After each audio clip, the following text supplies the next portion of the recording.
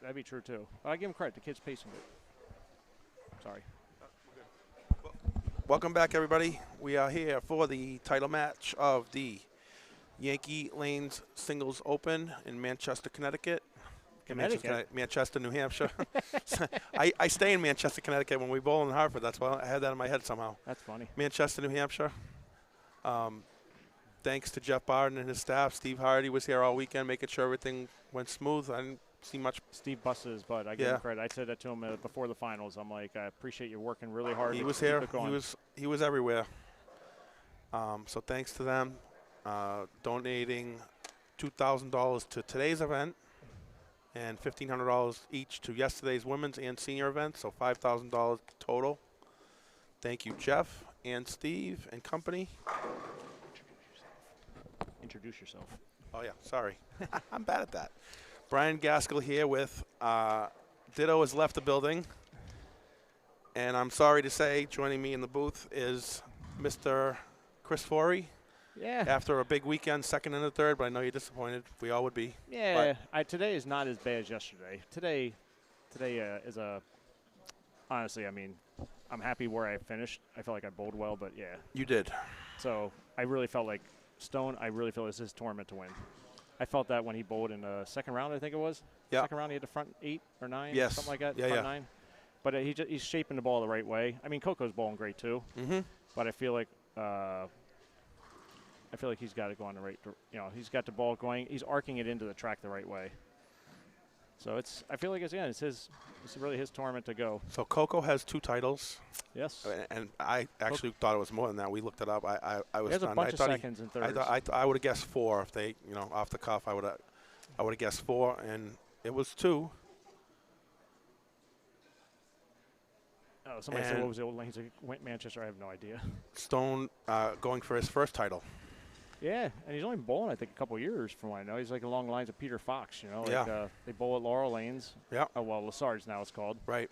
From what I know, they're pretty much started around the same time. Wow. I think that I said to you before we went on the air, somebody caught me. Bowling him, I went over a compliment at the end. He's got good pace. He's doing great match play stuff of taking his time, not rushing through the shots. Obviously, I think it helps bowling next to Lich and myself bowling with him, but he's really doing a good job pacing, so I give the kid a lot of credit. So I said keep that pace, and it's your tournament to win. So Coco starts with a strike. Let's talk real quick about the scores and the pattern, and we'll do the sponsor read, and we'll concentrate on the last half of the match. So this was NEBA number 1003. Thanks again to Jeff Barden. This was also the first round of the Paul Forey Memorial. Yes. Unfortunately, we had a lot of no-shows, I heard. I think one person got knocked out. Oh, was it one? I heard it was 0. Oh, okay. Well, I originally heard there were 50. Jesse went to the wrong center, so we were down to 49, I thought. So I thought one person got knocked out. It wasn't me, so that's good. I have a chance to get my money back. So thanks to Mr. Forey for donating $10,000 to that prize fund. That's a really good shot. FedEx Cup style elimination round. Yeah, people qualified during the year. Great format. If you finished in the top 8 of certain events, you qualified. Today was the first round of the playoffs, and we were supposed to eliminate down to 48, but we believed that either 48 or 49 people of the 64. But that happens every year because some of the kids qualified that go to college and they go back to college and they're not here. And we're pretty far away, too. This center is pretty far away. So I know like Cavagnaro went and bowled a tournament closer to him. Got it. I mean, for Cavagnaro and those guys, it's like a 5-hour ride, Right, right. So, and understandable. So we are bowling on a 37-foot pattern. There was 4.42 to 1 and 29.55 mils. Now, you were here all day. I was not. I bowled last night, didn't make it, chose to not come back. How did you see the lanes played all day today? On the right side of the lane, right of 5 is OB. Right. There is 0 chance of getting your ball. I saw Colby throwing some out there. If you get it like there, he got it right fast enough, it's going to bounce off.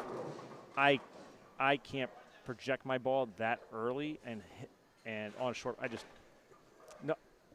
I threw five gutter balls in the first squad in practice because my ball would just resin would hook. I mean, urethane would hook, but resin would just go right in. It just had no chance. It would skid by. For me, I just found like Webb, the trick Webb always says, the track hooks in every building, and at the end of practice, I never even hit I either threw it in the gutter or I missed left. And I was like, at the end of practice in the morning, I was like, I'm just going to throw you, my weakest urethane ball around 7 and 12. Okay, so you know what? Now I'm going to say the same thing I said earlier to Bruce. That's exactly what I felt last night, and now I'm not disappointed in myself because I felt like I should have made a run at the cut last night. You know, it wasn't the strongest squad. Most of the good bowls were bowling in this morning because of the Forey money. Yep. Yeah. And I could not keep a reactive ball on the right side of the lane in practice. Yeah, I just felt reactive.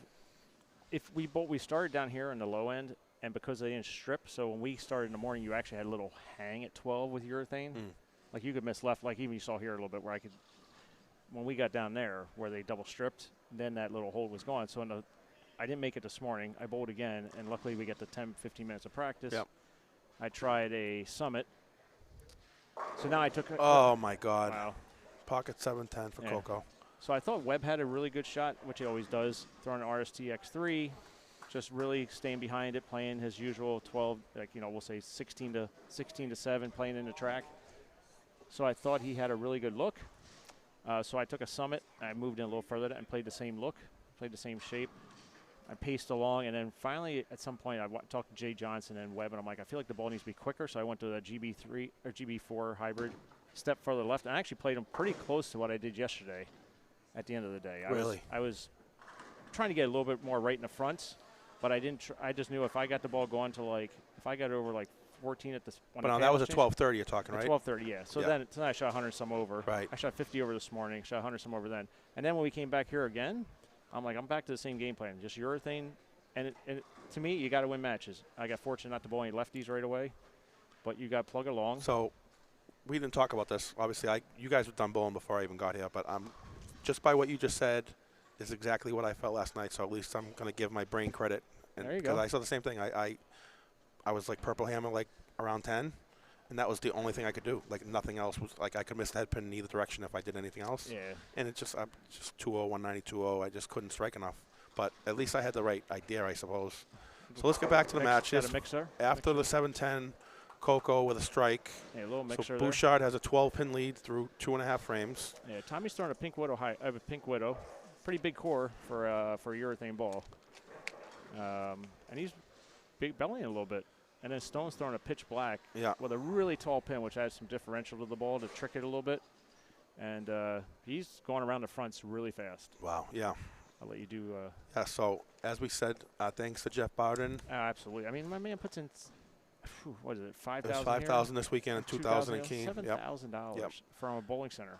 The rest of the sponsors, which that money goes into the general prize fund and to pay for this live stream and a lot of things that wouldn't be possible without all of the following people.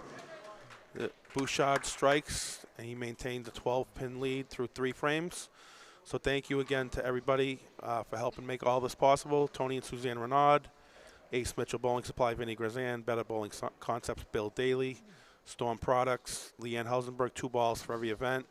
Those balls were won this weekend by Joe Scianna for the and Mark Carruthers. Mark Carruthers for the raffle. Joe Scianna was high out of the cash. Yep, I think like 1 pin or something like that, 2 pins. Well, there was 1 additional cash spot and to that guy was 1 Reali because of the women's cut. Yeah, he was 76. And right, and Scianna was 1 pin behind that. Something like that, yeah. And he got the ball.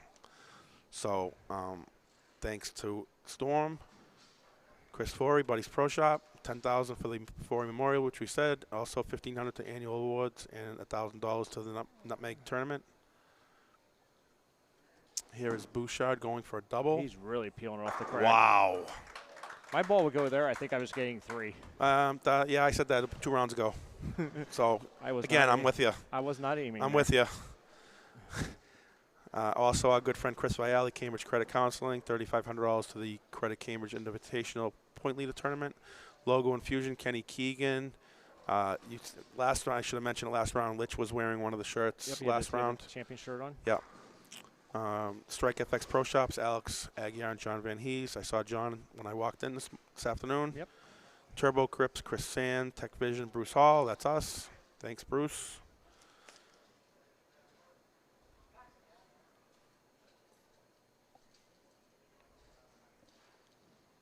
Here's Coco.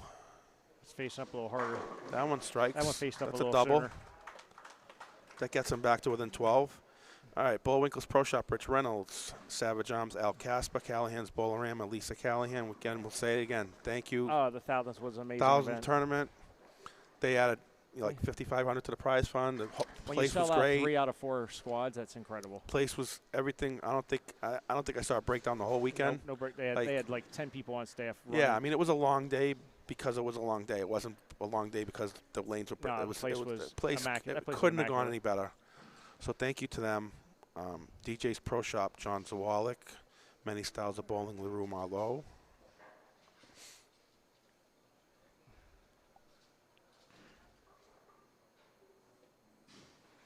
Coco to try and cut That's the up lead the to lane 2. a little bit more. And That was it's up the lane a little bit sooner. also, Bloomfield Electric, Roger Burrell, sponsor our next month's tournament, Masters. October 1st in Right. Auburn, Mass. Masters weekend, which is only, there will be no senior or women's this year. It's a straight Masters Sunday only. Now, do we know the format? It should be the same as previous ones where you bowl however many games, make the cut, because there is no like special things in this one. Yeah, the But is Masters, it only 5-game qualifying, or is it more than 5 games qualifying? I feel like it's a little bit more than 5. Yeah, I feel remember like it being more. I feel like maybe 6, Okay. maybe 1 extra game. It's a little higher entry fee. And then it's double elimination match play, so if you're in the cut, Yes, it's more games. Only 16 make it. There are extra cashers, so they will pay out Yeah. extra spots, but only 16 make it. 2-game matches, pretty much old school NEBA, top 16, 2-game, Yeah. double elimination. I ask myself because I fear how many games I could bowl if I actually made it. Because like I feel like bowled 10 games yesterday and I was hurting If unit. you go on the website, there should be a link to the rules. I'll check it out. But I believe 6 is the max number. We don't bowl more than that for qualifying. Okay. And then the unique one about that is, not to cut you off there, is we run one pattern that's made, and then they put out this year's Masters pattern for the finals. This year's USBC Masters pattern. Okay. So it's uniquely different that way.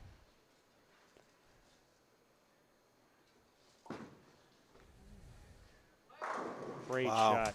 I'm telling you, the kids. He is keeping everything in check, man. I told you, Very impressive. Great pace of play here. All right, let's finish off the list here so we can concentrate on the last half of the match. GMS Concrete, Clay Schwartz. I saw him last night. He was here. I saw Clay, yep. Great guy. Dexter Bone Shoes, Paul Sylvia. Chaos Strike Force, Tony Mendiola. Our sports geniuses, Greg Monster Sports, Greg Flaman, and Jeff Dawson, East Coast Sports Investors. I'm sure they're in their busy season right now for football. Oh, absolutely. Check them out. Yankee Lanes in Manchester again, Jeff Barden. Ideal Bowling Concepts, Keith Lang. The DJBT Tour, Jeff Purchase, Mitchell Pincus, usebowlingballs.com. I'm going to let Stone throw his shot here. Quiet. That's the crack again. Oh, I'm telling you, he's banking it off. he's not getting overexcited too. It's really impressive. No, I said kids are. For someone that's never been in this spot, he's really keeping them. Yep. All right, and then the last sponsor, the big one. Don't forget, like and share the feed. Thank you, Island Bowling Supply, Joe Farley and Peter Haycom. If you like and share the feed of this match, you will be entered in a raffle of a bowling ball of their choice, right? Yes, it's going to be an SPI ball. Okay, we'll be a Storm so Park I can tell you, ball. the last guy's got Exponents, which is a great ball. So Okay. So they sent So so you like and share the feed. They will send you a ball of you pick the weight and they'll send you the ball. So like and share the feed. And the last one I just want to add there is which happened mid-season. I want to thank John Kirker's father. He put in $500. Oh, I didn't. After the we got to add that to the list. It's not on my after paper. the Hall of Fame dinner, he was so impressed by the Hall of Fame dinner when John got in that he asked how he becomes a sponsor, and he cut us a check for $500. So a shout out to John. Oh, Kirker absolutely. Sr., John Kirker Sr. Absolutely, we got to add that to this list. Now that you say it, I heard. We added it this weekend because I realized they weren't saying it. Got it. Or it wasn't said the way. Okay. Well, it's not. We got to update Bruce's list because it's not on here either. So. Yep. All right, here's Coco to shoot the spare. Coco needs to start striking. Yes, he does. He is down now 120, 130. He's down 34 pins through 6. So once again, thank you to everybody.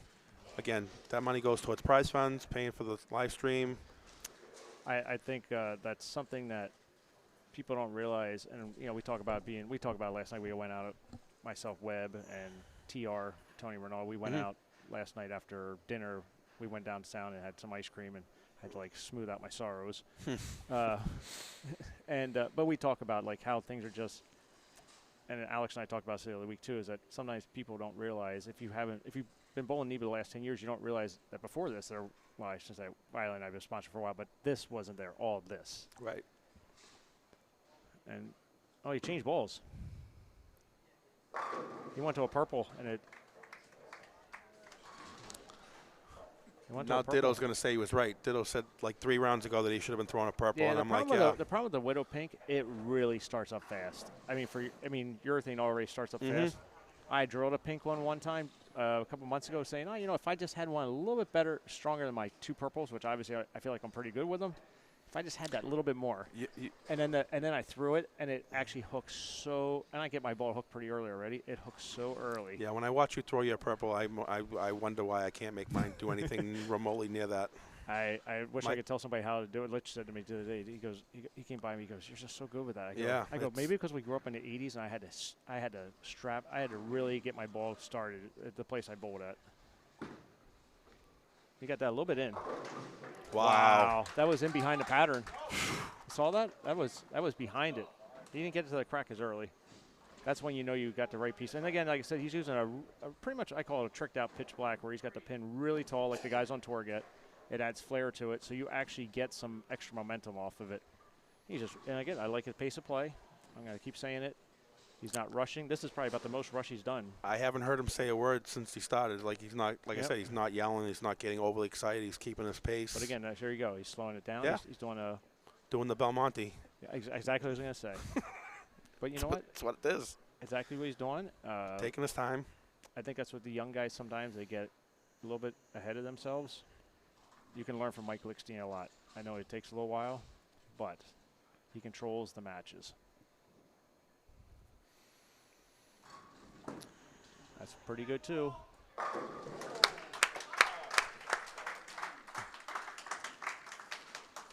Thank you, dear. I tried to make you guys proud, so one day we'll get in the Hall of Fame. It's happening. One day. It's happening.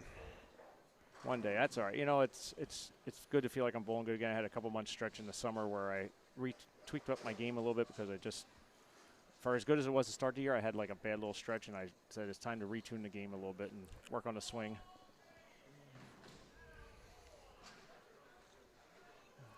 Well, they're pretty loud down there. I was going to say, we need a couple of strikes here. We're going to have nothing to talk about. The match ain't really over. No, it's not. If he didn't strike there, it was. Yes, any kind of crazy thing that happens here, we don't wish it on anybody. No, I said this, you were bowling all day yesterday. I said this many times. Like, you had the front 8 one round, and you had to go to the wire. Like, it's such a gauntlet to go through this match play bracket. Oh, it's absolutely. Like, it's never easy. It's not an easy tournament to win for anybody. I tell people, I feel fortunate to be have as many as I have, and I also have about 10 seconds, so and a lot of top 4s, and it's not easy. That's pretty good. Get up the hill. Got a chance. He's got does he have 36? 236. 236 max. So the kid, we'll just give him 9. So he got 99. Honestly, he just needs to keep it on the lane both frames, get good count both times, and he forces Tom to strike out. Yep. So 9-9. Yeah, a mark here is a winner. If he goes, right? A strike is a winner. I said a mark. If he even goes 9 spare. No. You don't think so? No, because if he goes 9 spare, 9 spare, 9, say, he would win by 1. He's going to need 2 marks in good count. Because he's only in the 230s right now. Right? Well, he had 89. If he goes 9 spare, he's got 89, 209. No, I'm wrong. You're right. He just needs to one mark. That's a little bit up the lane again, but safe. Right. That gives him. That's called I'm not throwing it in the gutter. That was about 5. I mean, which I give him credit because you know what? He's been wheeling him out to the danger zone. 89, 08, 17. Yeah, if he makes it, he's got 09, and then 9 would make it 08. Yeah, he's still. That'd make it. If he opened with a bad count in the 10th, he could still lose. Well, that's what I'm saying. He needs 9 spare. He needs 9 spare 9. Yep. Spare here and a good shot in the 10th. He could lock it up. Now the question is, do you cut it short again? And now bad things can happen.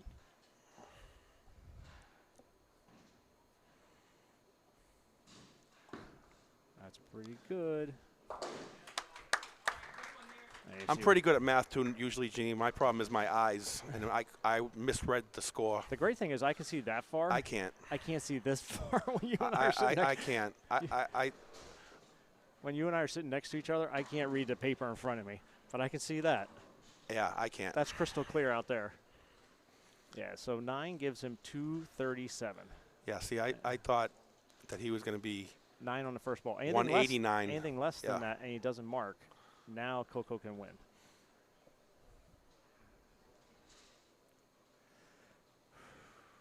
Just take your time, kid. 9 on the first ball is an I'm automatic going to tell win. you this. This is the biggest 9 is an automatic win. This is the biggest shot of this kid's life. Mm-hmm. Ball in about 4 or 5 years, maybe max. Anything less than 9, he can still lose. That's to the crack. That's 9.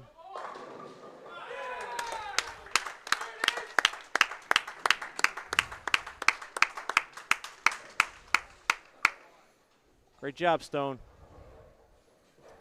That was pure. He trusted that to the crack. That was pretty good.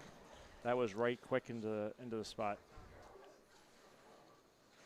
I give him credit because that's not easy when you know that you're.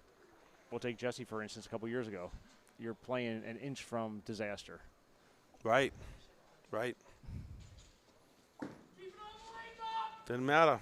Didn't even need to do that. See, I'm not the only one that can't do math. You didn't even need to keep it on the lane. Yeah. Like I said, I'm going to say this one last time. I give the kid credit.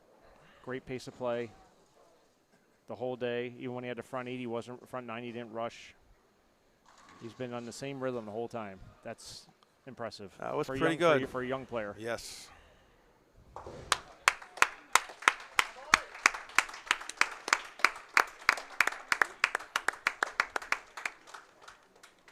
Congratulations, Thomas Coco, top 4 here last year. Did he? Yep. Wow.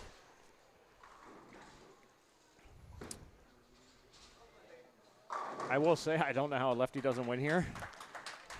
Because their ball peels more from the gutter than the right. I got a text. Again, I said this earlier. I'm not going to lie. I got a text at 9:30 this morning and said, you did the right thing staying home. A lefty's going to win this tournament. But obviously that didn't happen. Yeah, I think the matchups knocked a lot of them out early. Yeah. Great bowling, Thomas. So thanks for having me on. Thank you, buddy. Great work all weekend. Thanks. Thanks for sticking around. Got it.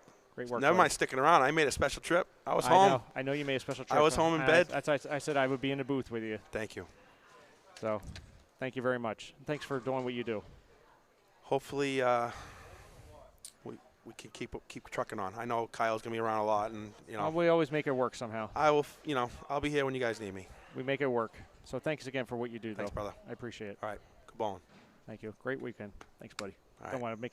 Don't want the microphones to muffle. All right. We'll see you. Thanks, guys. Thanks, everybody. I'll be back for the interview shortly with Stone Bouchard, new champion. Thanks.